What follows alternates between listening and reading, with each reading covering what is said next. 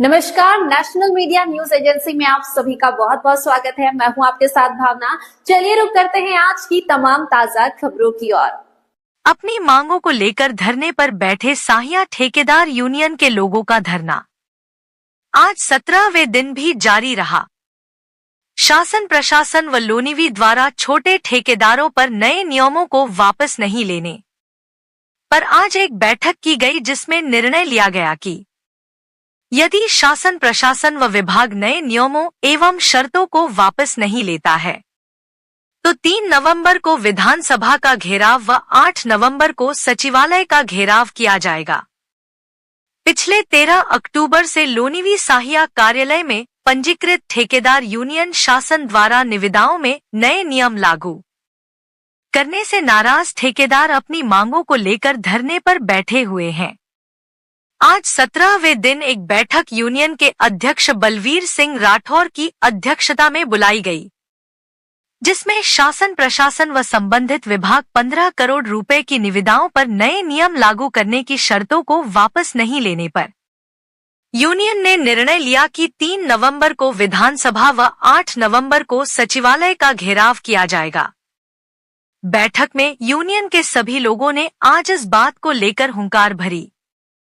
बैठक में यूनियन के अध्यक्ष बलवीर सिंह राठौड़, पूर्व अध्यक्ष कुंदन सिंह चौहान, इंदर सिंह चौहान, श्रीचंद शर्मा, केसर सिंह, मानसिंह चौहान, कुदन सिंह चौहान, प्रताप राय, संजय शर्मा, आनंद सिंह रावत, संतन सिंह, सचिन चौहान, सुनील चौहान, अर्जुन सिंह, धन सिंह राणा, प्रीतम सिंह आदि।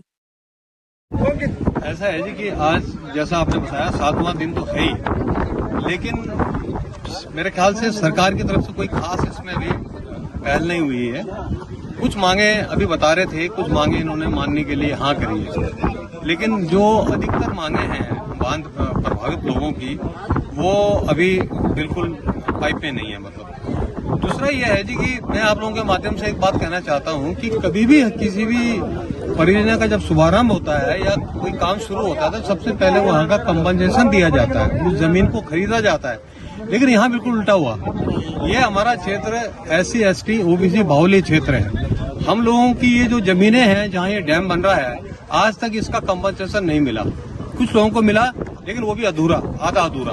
तो ये समझ से बाहर की बात है कि हमारे बार बार कहने के बावजूद भी ये लोग नहीं चेते। लखवाड़ बांध प्रभावित समिति जो यहाँ पर सभी लोग एकत्रित हुए हैं, पहले तो मैं आपको बहुत हौसला अफजाई करना चाहूंगी कि वाकई वो हौसले वाले लोग हैं जो लोग आज सरकार के विरोध में यहाँ पर बैठे हुए हैं, क्योंकि ये प्रोजेक्ट भी जो है वो बीजेपी सरकार के द्वारा ही यहाँ पे निर्मित किया जा रहा है। और मैं समझती हूँ कि जिस तरह का अत्याचार यहाँ पे RLD कंपनी जिस तरीके से कर रही है, और ये जो कंपनीज हैं ये ऊंचे लेवल की कंपनीज हैं, और ये हम कतई बर्दाश्त नहीं करेंगे कि हमारे जो बीजेपी लोकल फॉर वोकल का नारा देती है वो आज हमारे जो युवा है, जो बेरोजगार जो हमारे युवा है, ये देखिए सारे बेरोजगार लोग हैं, इनके साथ अत्याचार हम कैसे सहन करेंगे भाई। हम सबसे पहले आगे मरने मारने के लिए तैयार हैं अगर हमारे युवाओं के साथ किसी भी तरीके की जो है गलत हरकतें की कर रही है इस तरह की कंपनीज। और अभी 2 दिन 3 दिन पहले एक युवा जो है हमारा बेचारा जो खत्म हो गया है। अब सोचिए कि माँ किस तरीके से अपने बच्चों का पालन पोषण करती है। क्या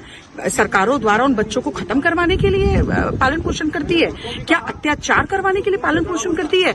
तो मैं एक माँ की हैसियत से यहाँ पर पहुंची हूँ और लोगों के बीच में पहुंची हूँ। किस तरीके से हम लोग इस चीज को कभी सहन नहीं करेंगे। हम आज सरकारों की बात नहीं करेंगे, लेकिन पर्टिकुलर जिन लोगों ने अपनी जमीन दी है और जिन लोगों ने सहमति दी है, आज आप याद करिएगा राहुल गांधी जी ने किस तरीके से संसद पे काश्तकारों की बात को उठाते हुए 70 या 72% जो है वो काश्तकारों की बात रखी जानी चाहिए। आज जो है जो सरकार डैम बनाने का काम कर रही है या जो सरकार इसमें फायदा ढूंढने का काम कर रही है, क्या वही सरकार हमारे लोगों को इग्नोर करेगी या इग्नोर कर रही है? तो इस चीज को हम कतई भी बर्दाश्त नहीं करेंगे। इस बात को आगे रखते हुए आपके मीडिया के माध्यम से भी मैं आपको बधाई देना चाहूंगी चाहूंगी कि क्योंकि मीडिया का एक बहुत बड़ा रोल है और मीडिया को इस बात को बढ़ चढ़ करके उठाना होगा, क्योंकि ये कोई छोटी बात नहीं है। लोगों के घर, लोगों की जमीन, लोगों का पूरा जीवन जो है, एक गांव का व्यक्ति जो है अपना घर बनाने में लगा देता है। किस तरीके से लोगों के गांव चले गए हैं, 32 गांव जा रहे हैं, और सोचिए आप कि लोगों का जड़ जंगल जमीन आप खत्म करने का काम कर रहे हैं। तो हम इस तरह का अत्याचार सहन नहीं करेंगे और ये लड़ाई जारी रहेगी। इस लड़ाई में सबसे पहले सोनिया आनंद रावत, पूरी काश्तकार जो समिति बनी है, इनके साथ रहेगी। देखिए, आज मैं अगर यहाँ पर आई हूँ तो निश्चित रूप से ये जो संयुक्त संघर्ष मोर्चा है, इसका समर्थन के लिए आई हूँ। मैंने इनकी मांगें भी देखी है और मुझे लगता है कि अगर कोई अपनी मातृभूमि, अपनी जन्मभूमि अगर कोई राष्ट्र निर्माण के लिए दे रहा है तो जो कुछ उनकी मांगे हैं उसको मांगने का उनको हक है।